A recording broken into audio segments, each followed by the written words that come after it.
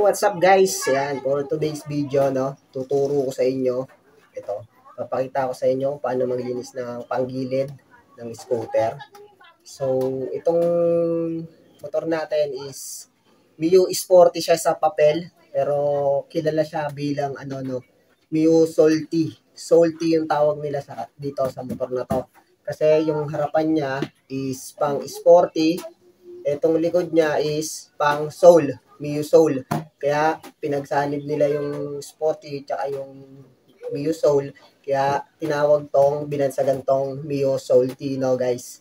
So, ayan, ito. Pang ano yan, pang soul. Sa soul yan, pati yung likod. Yung harapan niya is pang sporty, no. So, ito, ngayon, ituturo ko sa inyo. Papakita ko sa inyo kung paano to baklasin at paano linisin yung nasa loob, no. So, ayan, para bago po ang lahat, no. So, sa mga bago lang po sa channel natin, ayan, huwag niyo po kalimutang mag-subscribe. Ayan. Then, click niyo na rin po yung notification bell para updated kayo sa mga bagong video natin, no. So, ayun bago pala natin to baklasin, ayan, gawa muna tayo ng DIY na degreaser. So, homemade DIY degreaser. So, pakita ko muna sa inyo kung paano gumawa ng degreaser, no. So, meron tayong baking soda, guys. Baking soda. So, 16 pesos lang siya. Tapos, itong Joy. Yan, Joy. Panglinis ng pangsabong sa pinggan. Ayan, Joy. At saka, suka. May suka tayo, no. So, papakita ko muna sa inyo kung paano gumawa ng degreaser para meron tayong panglinis dito sa panggilid natin, no, guys. So, tara. So, ayan guys, ito na yung kailangan natin, no? Baking soda. Ayan. So, Joy, gagawa tayo ng DIY degreaser, no, guys. So, ayan, ito pangalo natin. Tapos, may suka tayo, no? So, una natin lagay itong baking soda, no?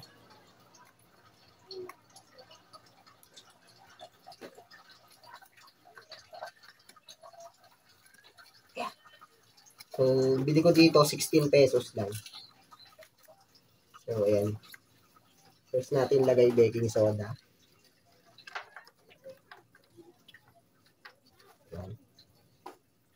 Kalahati. Tapos, sunod natin is itong suka. So, ayan. Kita nyo yung reaction. May reaction. Suka at saka tugdagan pa natin konti. Ayan, nagkaroon ng reaction yung suka at saka yung baking soda, no, guys. So, isusunod natin is itong sabon.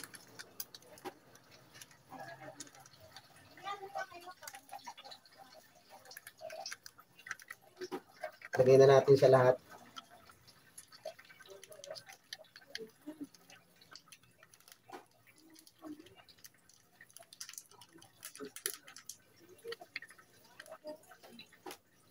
At syempre, lalagyan natin siya ng tubig.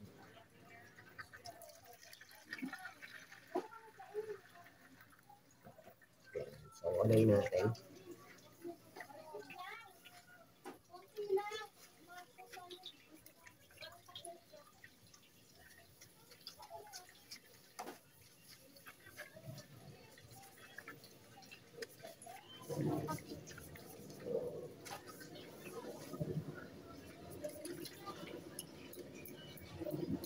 So, ayan guys, meron na tayong DIY degreaser, guys.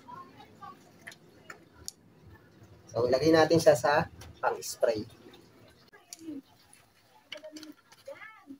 So, ayan guys, ilagay na natin dito yung degreaser natin.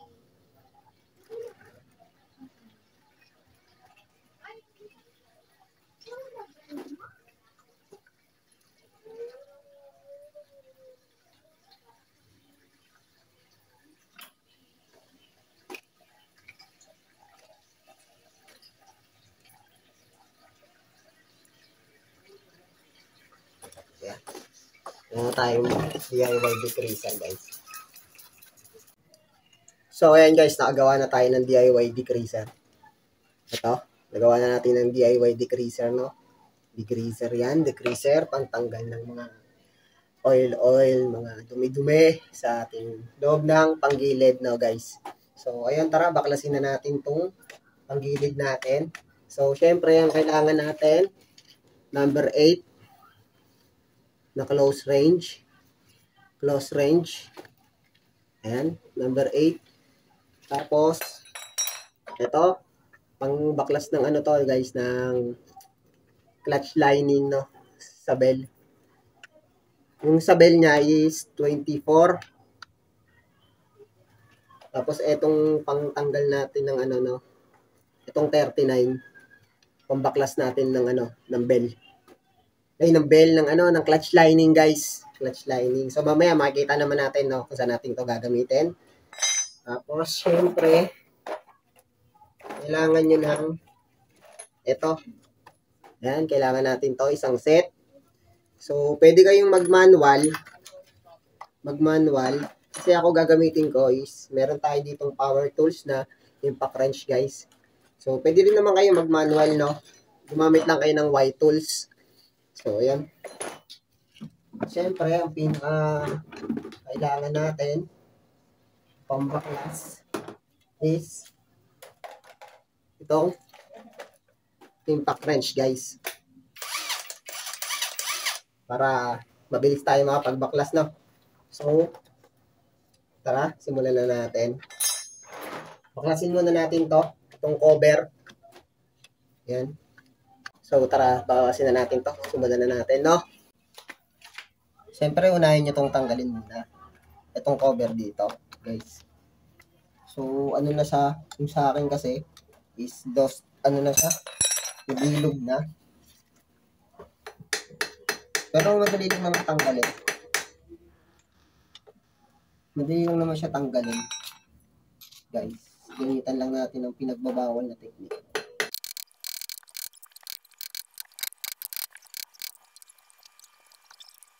Then, eto guys, gamitan natin ng Allen wrench na maliit. Mga 3mm siguro to. Not sure.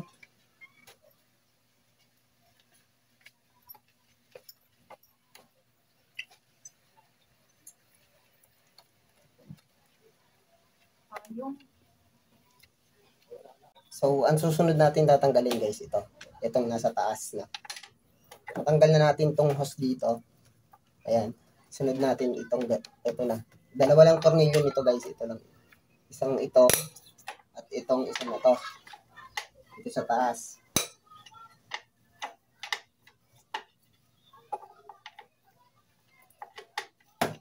So, manumanumin lang natin. Mabilis lang naman tayo tanggalin, no?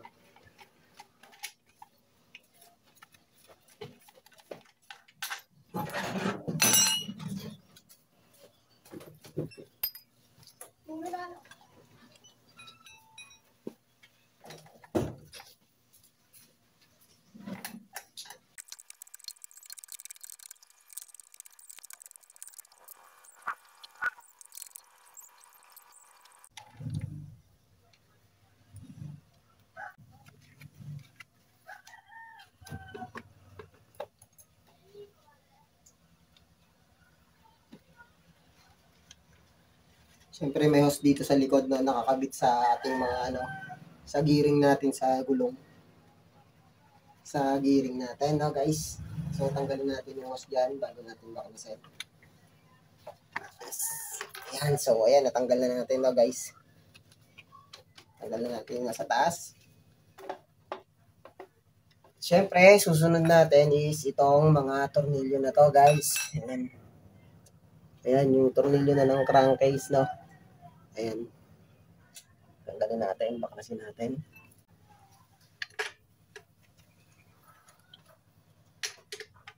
Siyempre, luwagan muna natin lahat, no, guys, bago natin tanggalin isa-isa. Para hindi tayo mahirapan mamaya. Luwagan muna natin siya isa-isa. Siyempre, ingatan yung ma-lost thread yung mga tornilyo nyo, guys. Para iwas gastos, no? Daan-daan lang sa mga paghigpit na gagawin nyo.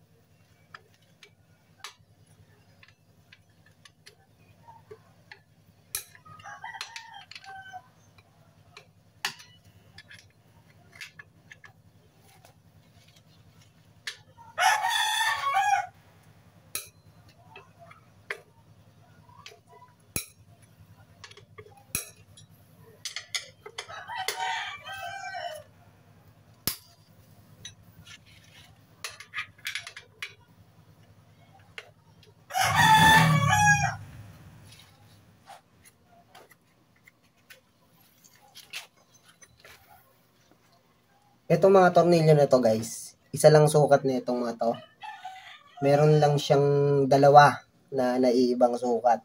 So, ituturo ko sa inyo kung nasa nakalagay yung dalawang naiibang sukat na yon. Pero, yung dalawa na yon is same lang sila ng haba ng tornilyo, no? So, ayun lang yung tandaan nyo kung saan nakalagay yon.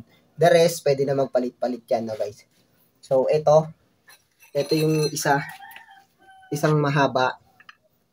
Ayan, ito yung isang naiiba dyan. Ayan, tatandaan nyo siya. Kung saan siya nakalagay, guys. Ayan. Ito yung isang mahaba na tornilyo. Ayan ang isang tatandaan ninyo. Dito na siya nakalagay, guys. Nakatapat siya sa ano ng gulong ng mags. May bandang dulo na, guys. Ayan. Dito sa baba na ito. Ayan. Ayan yung isa. At ang pangalawa, guys, ito. Nakatapat siya dito sa spring. No, guys? Ayan. Ayan. Yung tornilyo na yan. So, tanggalin natin.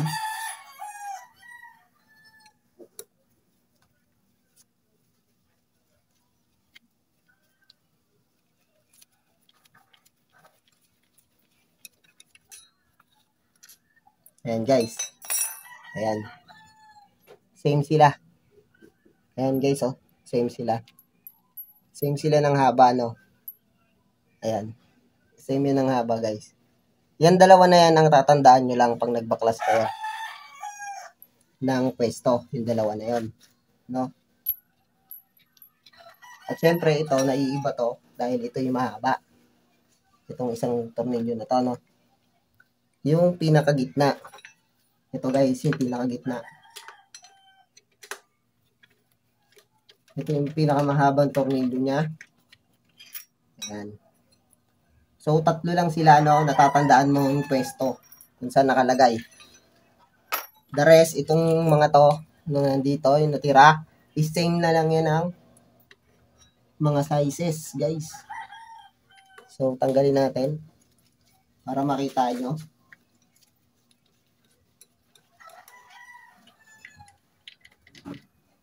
Ayan, o. Maikli na siya, guys. Mas maikli siya doon sa dalawa na tinanggal natin kanina. So, ayan, tanggalin na natin lahat. Pare-pares na yan ang sukat.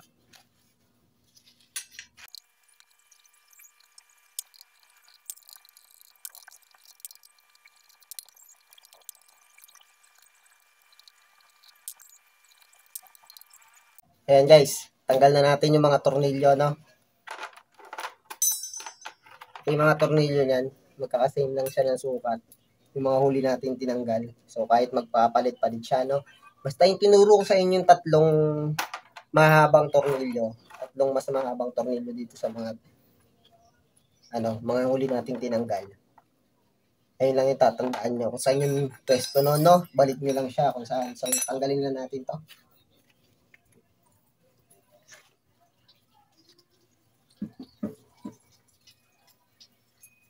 So, ayun, ayaw matanggal. Pag ayaw matanggal, guys, pag matigas, double check nyo yung mga tornilyo. Baka meron kayong nakaligtaan. No?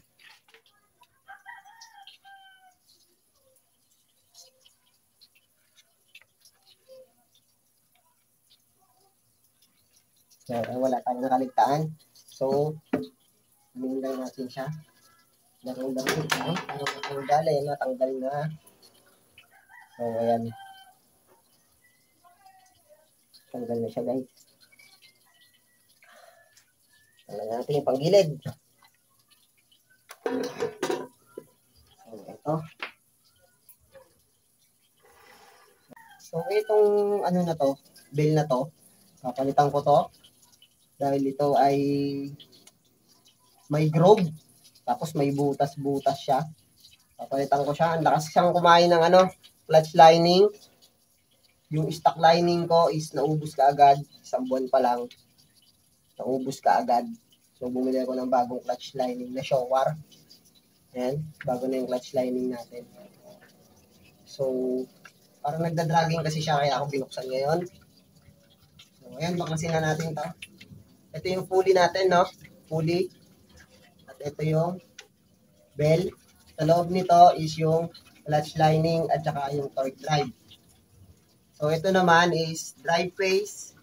Tapos yung pulley natin, itong pulley, drive phase, back plate. Tapos yung nando sa loob is yung bola.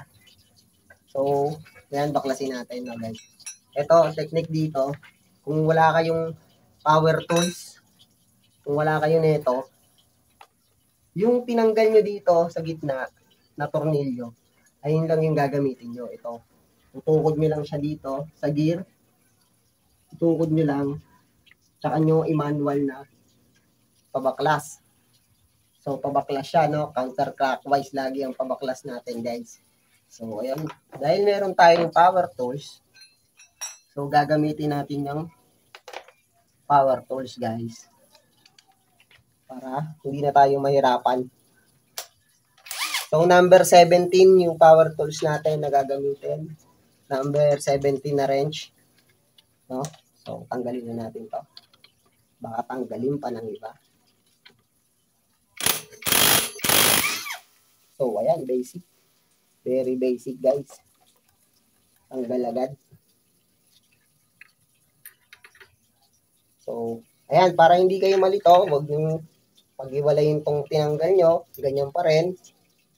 Or, tandaan nyo na lang, picturean nyo, para hindi kayo malito sa mga first time magbaklas. No? Saka nyo i-tabi.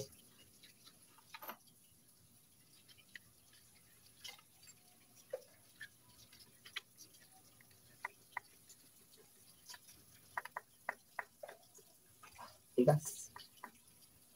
Iya. So, ayan.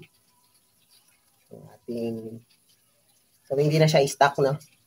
Naka-ano tayo, naka 13.5 pulley na pulley set. So, ang tatak niya is MP Racing Driver drive pace. So, ayan. Baklasin natin.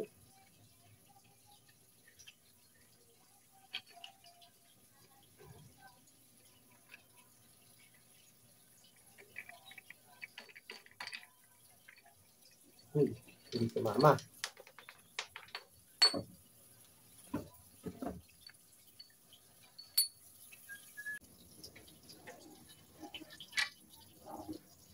Embossing with washer. Tapos, itong backplate. Sinanto na.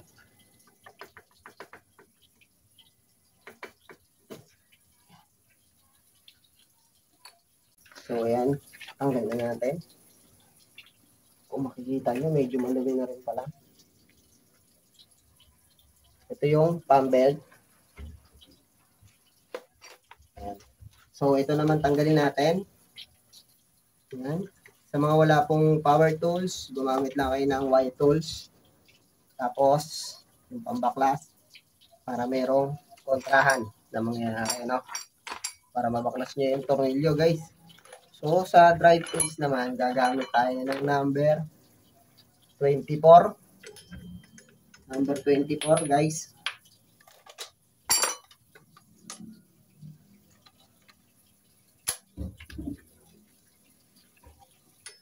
Bukasin na natin.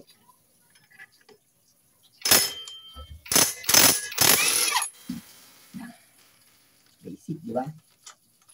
Napakadaling tanggalin. So, ayan, tanggalin natin yung bell. Ito yung bell natin. Tingnan nyo. Napakadaming ano. Ang lakas niya mag-pulbos. Ayan. Ang lakas kumain ng bell ng clutch lining natin. So, palitan natin to ng stock, no guys. Balik natin sa stock. And may groove yan, may groove. Tapos may butas. So, hindi siya talaga, sa pang-araw-araw. Hindi siya advisable para sa akin, guys, ha. Hindi siya advisable dahil mabilis maupod yung ating lining. So, ito yung torque drive natin. Stock pa rin siya with stock center spring. Tapos, shower na yung lining natin, no guys. Ayan.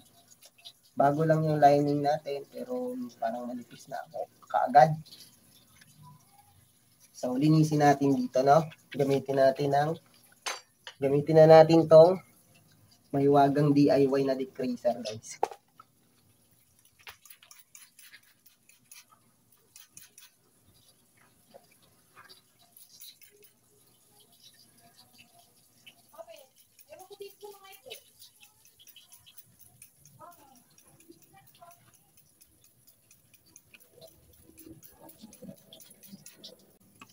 So, ito, baklasin din natin.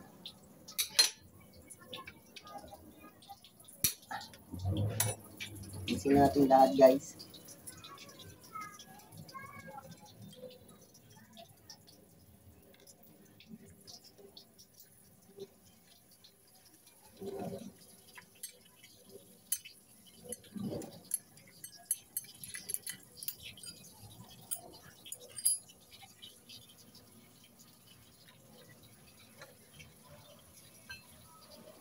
Para linis na linis lahat. Wood washer. Ayan, wood washer yan, guys. Tignan natin.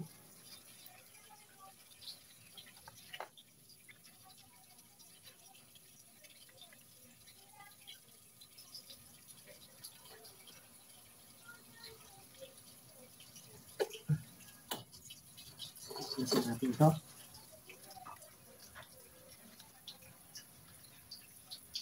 So, hindi natin mababaklas itong isa na to. Hindi na natin siyang baklasin, guys. Ayan na natin yan dyan para di tayo mapagod. Pero kung babaklasin nyo siya, kung gusto nyo siyang baklasin, ayan, meron siyang lock dito ng bearing, no? So, tayo, huwag na natin baklasin. Kung gusto nyo lang, baklasin nyo, pwede nyo naman siyang baklasin, guys.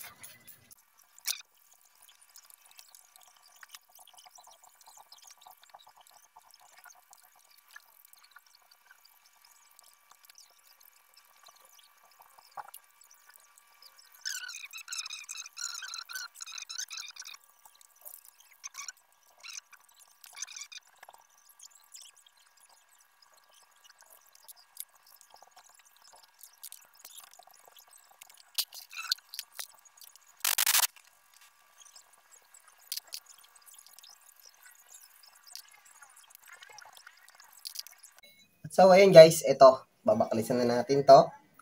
So, ayun, magagamit na natin to, no? Itong tools na to. So, papakita ko sa inyo kung paano to baklasin. So, ayun guys.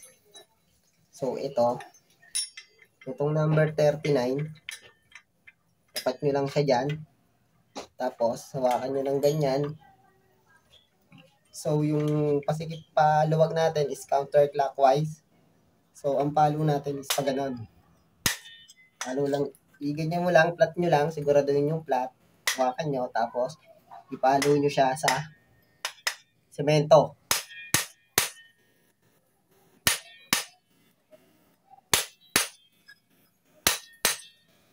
So, ayun. Tanggal na na, guys.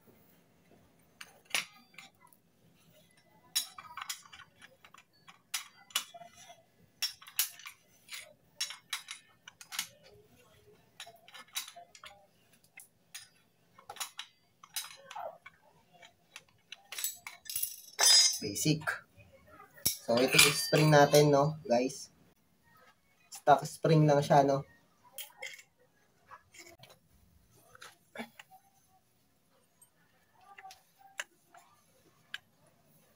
Tsaka baka kalawangin din, no, guys. Kaya naman siya punasan. Punasan nyo na lang. Inuulit ko po, hindi po ako professional na mekaniko, no? Correct nyo na lang po ako kung meron po tayong maling nagawa. Gusto ko lang ipakita sa inyo kung paano po magbaklas at magbalik ng ating panggilid, no?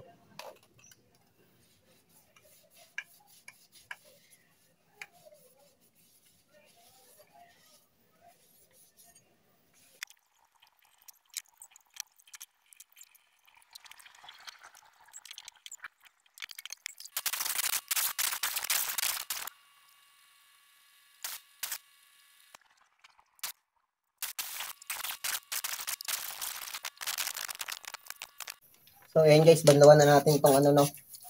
Itong ating panggilid.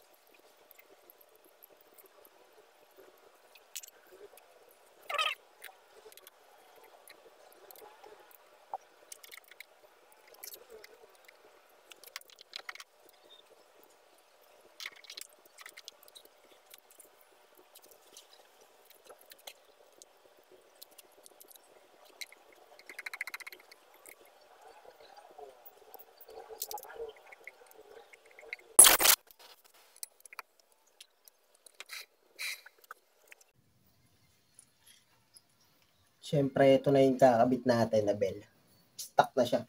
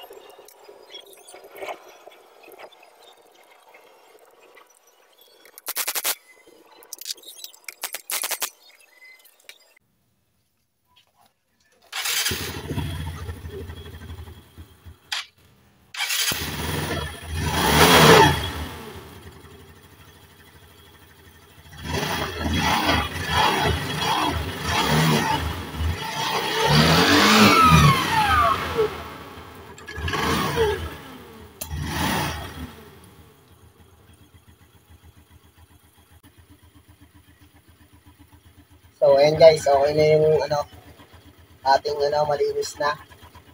So, tara, ibalik na natin yung cover para okay na, pwede na siyang gamitin na guys.